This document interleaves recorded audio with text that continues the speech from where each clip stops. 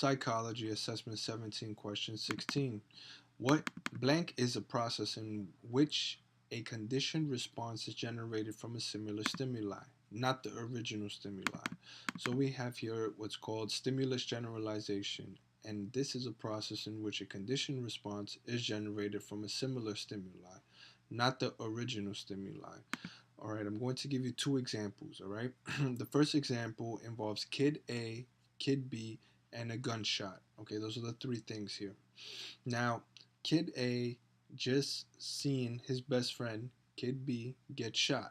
Of course, we all know that guns they produce a loud noise, right? Boom, bang. All right.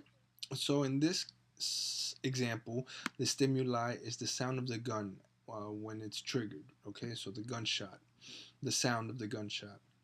Now, Kid A just seen Kid B get shot, right? Kid A begins to he's traumatized at this point. He begins to feel his heart rate increase. He gets sweaty. He's nervous and he begins to panic. All right. All right. So now we're done with this scenario. Now we're gonna go into the second scenario, right, where we thoroughly explain what stimulus generalization is. Right. Kid A is walking past this construction site. Okay, these construction workers, they're moving pallets around, right?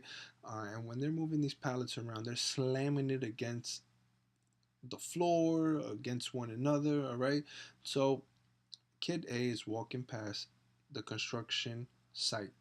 All right, this construction worker goes ahead and he smashes this pallet to the floor so loud that it sounds almost identical to the gunshot. At this point, Kid A begins to feel some type of, he's traumatized by that sound, obviously. So he begins to feel his heart rate increase. He begins to panic and he recalls the day that his best friend, Kid B, got shot. So this is called stimulus generalization. All right. So it wasn't a gunshot that Kid A heard, it was simply a bang or the impact of the pallets smashing the ground from the construction site.